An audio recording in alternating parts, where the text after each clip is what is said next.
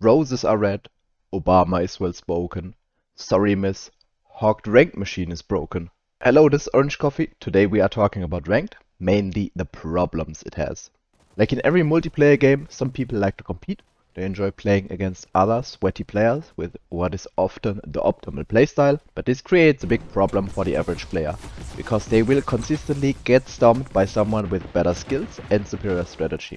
While better players will always exist, the average player matters, especially in such a small player base.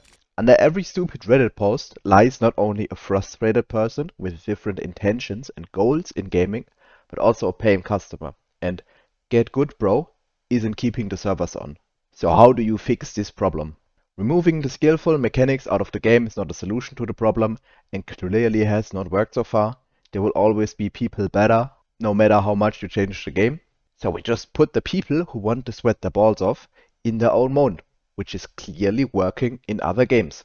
And this is what we got. So how does Hogged Rank mode work? It is squads only with a separate queue, no bots. Metric to determine your rank are ranking points. Every single match has an entry fee, which is the only way to lose points. This entry fee gets bigger the higher your rank is. In each match you gain rating points by extracting artifacts and eliminating or assisting in eliminating players. I will go into details on this later. Then based on how many points you gain or lose, you rank up or down. Considering this the first try and it's difficult to directly measure the skill of an individual in a team, this approach isn't that bad. You can't use traditional elo systems from, for example, chess, since there are too many variables and teams involved and there's no direct winner or loser that are easy to measure. The closest comparable rank system to Hogged would be from Battle Royales, and they use very similar systems, which is working fine for them. Now to the ranks, there's 5 ranks with 5 subdivisions each, and Legend for the top 100 highest rated players. Each rank has a span of 5,000 rating points with 5 subdivisions that have 1,000 each. Your entry fee goes up by 20 points per subdivision, aka these numbers. So after gaining 5,000 points, you go from Rookie to Respected, another 5,000 to Iconic, then Prospect, Notorious, and everybody over 24,000 is Legend. Expect I lied. This is not the ranked order. This is the ranked order. Barely see different? That's my point. Sorry for lying in the explanation. The rank names are unclear and it's difficult to distinguish them from each other. If only there was an intuitive system that is easy to understand and widely used in the gaming industry to rank people into 5 groups with a smaller group for the top 0.1%. Okay, so what do you get? And let me preface this by saying I don't really care much about skins in general or rewards, but they are pretty underwhelming. Get a new banner and a new weapon pattern after each rank. The banners are okay, I guess. They show your rank and the issue you played in, which is nice. But the weapon patterns are not it. Like, what is this? Why do these two look the same? Having the legend one be animated is pretty nice, but the weapon patterns are weird and hard to distinguish from each other. So this is generally how rank works. Now what are the problems? First of all, how do people play ranked? The best way to play ranked is to gain points from extracting the main artifact, because it gives the most. It will always give you a net plus of points all the way up to the second highest rank. Play-wise this makes sense, but it leads to the first problem, which is match size. Most matches only consist of 2 teams, in which the best tactic is spawn rushing. Spawn rushing is a very stupid strategy, that is, you spawn in, get a player weapon and immediately go to the other team's spawn point. And then you just kill them. Preferably before they get their hard glyph or they get any fair chance to loot properly and have a fair fight. This is a stupid strategy that is entirely caused by the horrible spawn point mechanic that have been in the game since release, which I've made a separate feedback post about half a year ago that had not been changed yet. And it's so easy to change. The map is so big. Why do both people spawn right next to each other? Just put one team here and put one team here. Problem is solved. These are not competitive games. This is not fun. This is stupid, but it's the most effective thing to do. And people are doing this because they are competing for points and they want points. Now imagine in a perfect world, this problem doesn't exist. 2 teams is still too little for a competitive match. Because then the best strategy is to see where the vault is and then either camp the vault location or pre-cap extract or camp the extraction points and just outrun the other team with the artifact, which is something that you can actually consistently do. To have the match be truly competitive and not be dominated by cheesy strategies, you need some dynamic. And the easiest way to add that dynamic would be mid-match objective that create an incentive for teams to fight. So teams have to think about either committing to the main artifact, trying to gain their maximum points from that by doing it as fast as possible, or risking some time to take a detour to gain a small amount of points but easier. And it's already in the game, in the form of caravans and random artifact drops from depots or NPC quests. If they spawn in, that dynamic works really well, because you have to strategize how to fight it, how do you approach doing a caravan, how do you position, do you have any information on the other team. It creates a challenge and it's working very nice. Or the, oh my god, they just got an artifact from a depot moment, we have to go over there right now. It's really good. But with only 2 teams in the match, that never happens. And points are decided by who abuses the most cheesy strategy. So 1 point how to fix this: minimum 3 parties in a ranked match. If there's not 3 parties in a ranked match, just don't start the game. Which directly leads me into the next biggest problem: queue times and match quality. One of the biggest problems in Hawk for the longest times have been the queue times, or to be more specific, the balance between match quality and queue times. In ranked, you have to focus on quality matches. You need to play against players that are in a similar skill level to you. If you don't do that, the whole ranked system is pointless. You need to change the ranked matchmaking to focus on high quality matches, with the queue time being not as high as a priority. Players who want the ranked experience will wait. They understand this problem, and they will gladly wait 10 or 20 minutes for a good match. The casual and the new players are the ones you are losing with long queue times, especially the solo players. Right now there's 10 to 15 minute solo queues. These people are just straight up leaving the game. But why are the queue times so long? It's mainly caused by Hawk having too many queues. Game is split into 3 game modes: solo, trio and ranked. Then we split those 3 queues into, let's say, 4 regions: North America, South America, Europe, Asia and OCE. And then we have to split that again, because crossplay on and crossplay off. Realistically speaking, there's around 15 to 25 queues that the player base is split over. Combine that with a pretty small player base and it takes a very long time to find a proper match. So for acceptable queue times, you have to consolidate matches somehow. The attempt of mixing casual and ranked is a terrible idea, which I'll talk about later. Here's my ideas for this. First, and the console players will kill me for this, force crossplay in ranked. A lot of other games are doing this and it can work. Next idea, reduce party size in ranked to duos or maybe even solos. This way you get more matches, finer matchmaking out of the same numbers of players required. And last idea is to have ranked be only available in a specific time slot per region. Very important, per region. It's something you did with Wonder Rush and in my opinion it worked pretty well. You should try doing that with ranked. If you're playing ranked at 3 AM on a Wednesday in Australia, you won't face matches. Certain situation, there's simply not enough players to fill a quality ranked match. So don't give people the options. Only enabling certain game modes is a popular tactic in other games, mainly in low population regions, for example OCE. Next point, shops and credits. Over the match you earn credits, which if you extract after a match you will retain up to 1000 credits. These are credits that you can then spend in your next ranked game, which gives you an insane advantage, because the shops are very powerful. Starting with a blue or purple weapon, which you bought off spawn, gives an insane advantage, not only time wise, because you don't have to spend time looting, but also loot wise, because these guns are strictly better. This is a win more mechanic that shouldn't be in a fair ranked match, because you will get rewarded more for winning and you are getting incredibly punished for losing, because the other players have an advantage already, which exaggerates the problem of early game fights, because it's statistically massively unlikely for you to get as good weapons as the opponent who bought them from a shop. But it's also setting you at a disadvantage for losing. Having shops in ranked is fine, but I don't think credits should transfer over in ranked games, because we want to keep it fair, so everybody has a fair chance after each ranked match. Very simple suggestion: in a ranked match, you always start with 0 credits. This way it's fair whether you lost your last ranked match or you won it. Talking about shops, let's talk about overpowered weapons. Some weapons shouldn't be in ranked because they are too overpowered and unfair to play against. Then you combine that with very heavy RNG from either them being an incredibly rare drop or being a shop weapon. This leads to a frustrating experience. Having very rare weapons be overpowered in a casual game is fine. Having them be in ranked is frustrating. Losing because someone got the OP weapon feels like complete ass. Some stuff is too powerful and shouldn't be in ranked mode. And these are precisely the Hot Stepper, Outrider, Supernova, Pulsar, Twin Eclipse, Solar Flare, and also the Double-Eyed Kebab, which is a consumable. So we just Remove them from ranked, don't have them drop in ranked. Problem solved. Now the hard glyph. Ideally the match sizes would be big enough that there is no hard glyph in play. But right now they aren't, and there needs to be a revive mechanic for the matches to feel more full. The most important problem with them is you spawn way too close to where you died. For some reason your respawn point is always the closest to where you died, which creates two big problems. If you fully kill someone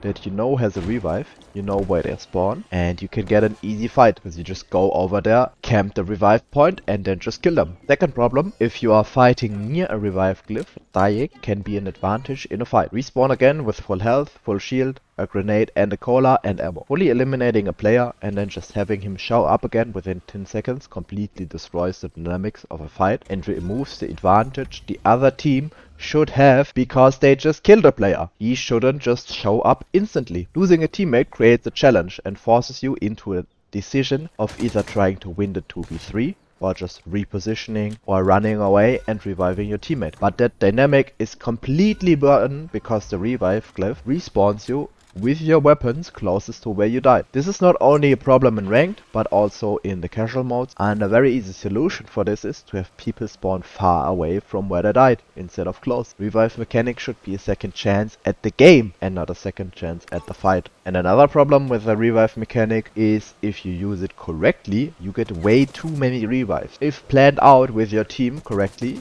you will get up to 4 complete team wipes until the match is over, which is way too many. You need to be properly punished for dying. So here's my idea. At least for ranked, hard glyph should only revive the team once after everybody has died. And for ranked and casual, have the revive glyph not spawn you closest to where you died. This one is less of a problem, more of a suggestion. Leaderboard for the top 100. Having top 100 rank is very cool, something we want for the best players. Please add a publicly available leaderboard that people can see, not only for the top flags, but also for transparency reasons, because there's a lot of people claiming to be number 1, number 2, and they're not. You already have the data saved somewhere, since you are displaying the numbers to the players inside the top 100, so that can't be that hard to add, right? Going back to the problems. Killcap on points. Something the game doesn't tell you, there is a 250 point cap per match on assists and eliminations. This cap is logically there to prevent boosting because you could just load into a match with your friends, have them stand on a revive and then get infinite points. But that cap creates two problems. The first one, if you get into a very big game, you get a lot of kills, you don't get rewarded for that. Second problem, if you get into a two-party game, which mostly you are encouraged to kill farm people, and this is completely and utterly stupid. You are now incentivized to kill 2 people from the team, let the third guy run away, chase them to the revive station, hope they don't see you, and then kill them again without them having any chance to defend themselves. Then repeat that for all of your teammates until all of your 3 people in your team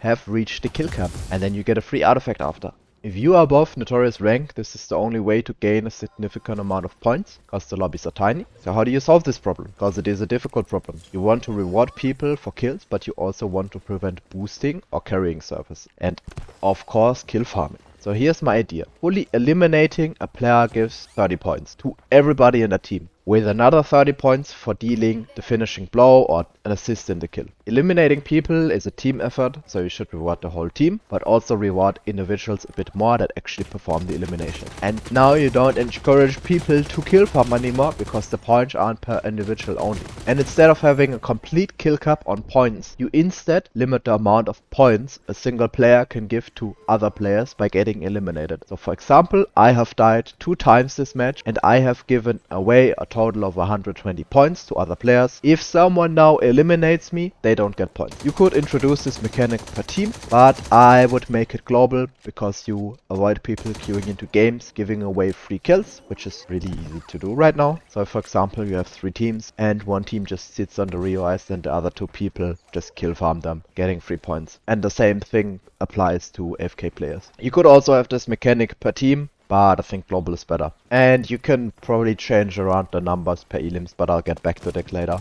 Next one, the scoring system. Scoring system is too linear. It rewards too much if it rewards, and it punishes too heavily, especially in the higher ranks, if it punishes, but it also punishes too little, which leads to an overall point inflation. Ranked and the point system in general should reward you for things that are difficult to execute with player competition, and it should punish you for your mistakes. There are more gameplay elements that measure skill that need to be rewarded or punished with points. Right now you can get 500 points from the main artifact, 250 coins from common artifacts, so caravan, depots, NPC quests, and up to 250 points from elimination, with the max amount of points you are able to lose being 520 in legend rank. This system creates an extremely heavy emphasis on getting the main artifact, which gameplay wise makes sense. The main artifact should give the most points, creates a clear gameplay plan that will be competitive and for skill and strategy, which is exactly what you want. But the insanely high score for the main artifact makes the main artifact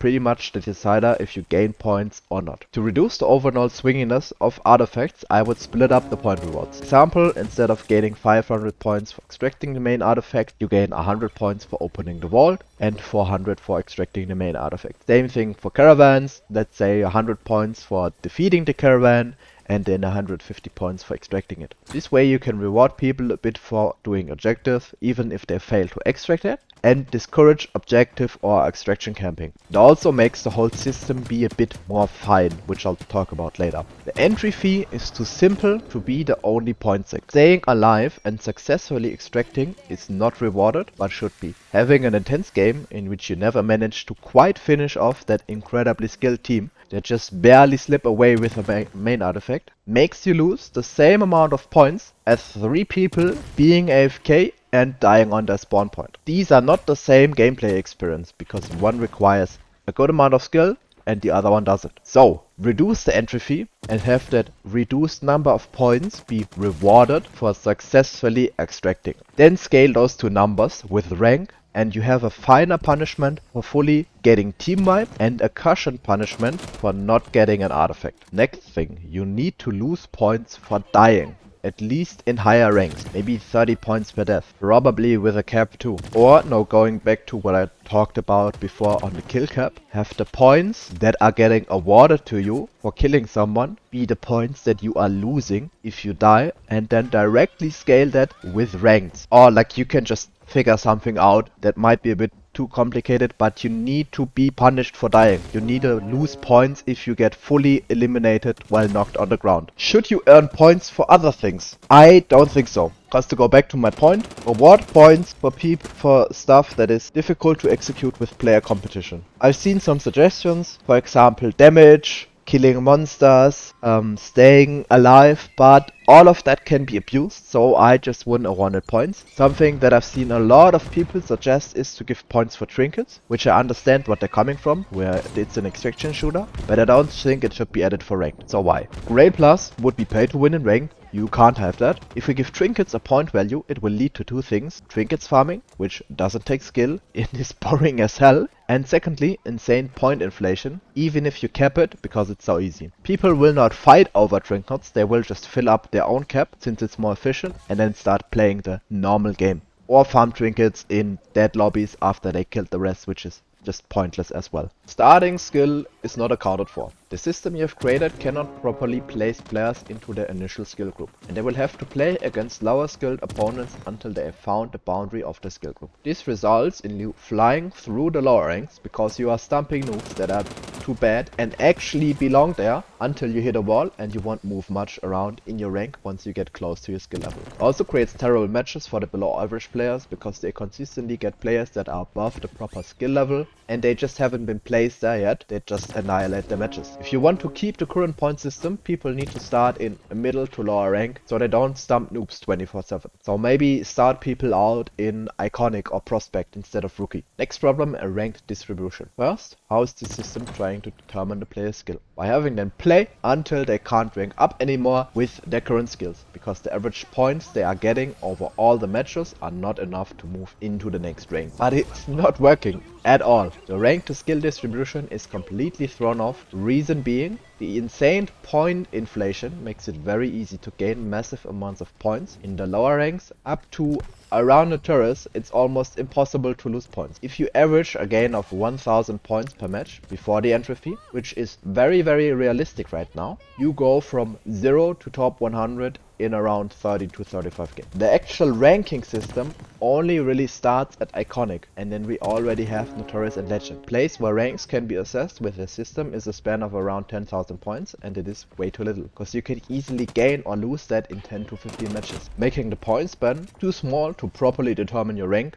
and create decent matchmaking. The point span of 5000 points per rank is too little to account for swingy games or minor streaks, making it way too difficult to actually assess a player's skill level. But this can be kind of circumvented by simply increasing the point span of ranks. So the system of judging a player's skill by the point average they get per game can actually work without having very big deviations over a couple of matches. So for example, instead of having the iconic rank be from 15,000 to 20,000 points, you could have it be from 15,000 to 25,000 points. If you are thinking now, oh no, it's gonna take me so long to reach legend now, if they do this is such a terrible idea. That's the point. The highest rank shouldn't be some badge you do on the side. You are not supposed to be in the highest rank, because if everybody can go to legend, the whole ranking system doesn't work and doesn't mean anything. Rank mode should match people with similar skill levels. And that's not happening right now. Every rank up to Notorious is just a participation trophy, because the scoring system is so generous and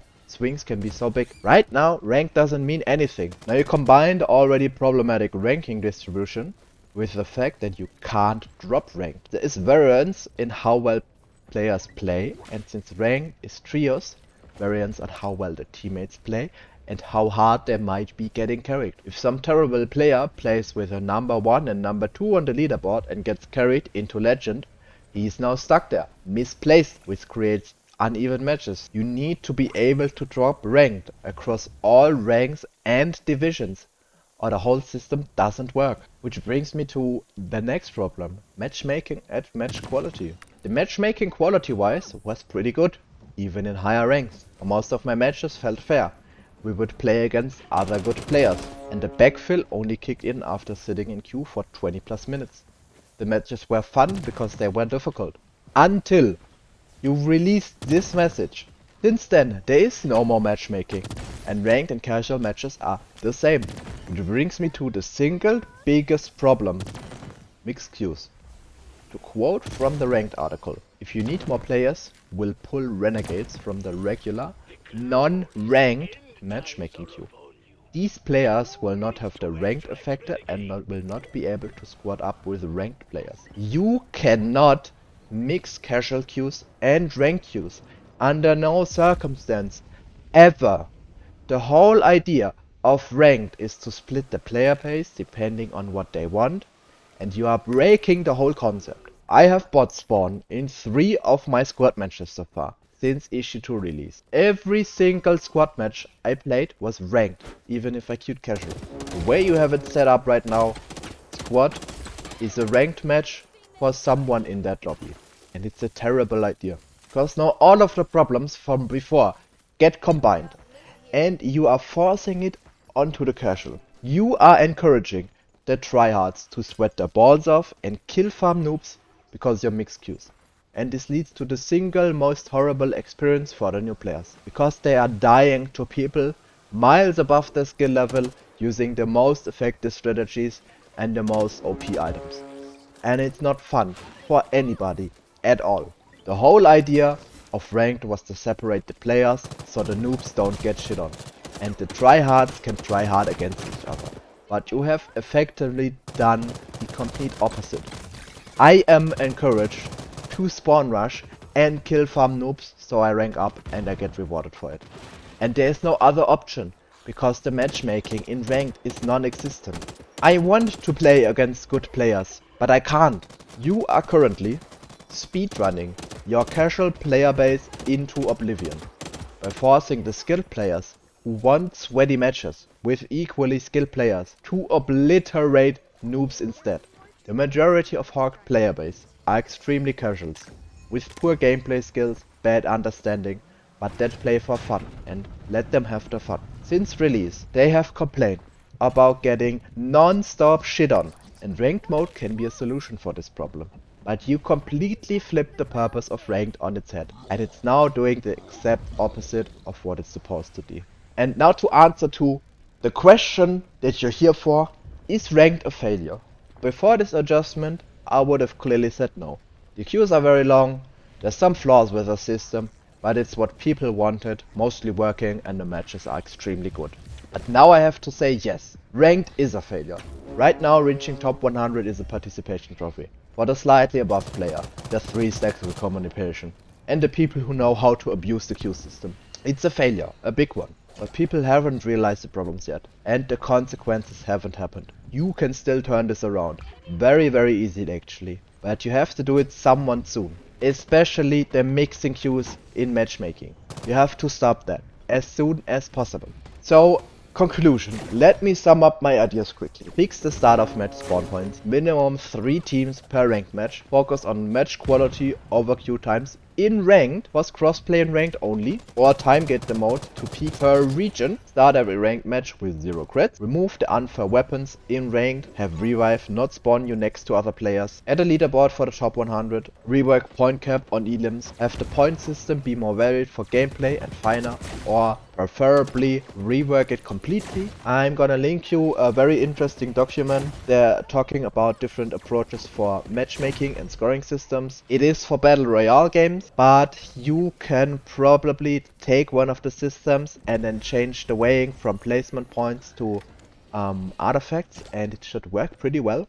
Gonna link that in the description. Punish dying. You must be able to drop ranks. Actually do matchmaking in a ranked mode. And under no circumstance, never, ever mix casual with ranked queues. Ever. Don't do that. You need to change that right now. So this was a lot, but I'm finished. Please let me know what you think of my ideas with a comment here or talking to me in my live streams. And since you are still here, first 2 people that respond to my pinned comment with the Discord name get a giveaway code. Sadly it didn't work the last time. That hurt a bit. Thank you for watching. Goodbye.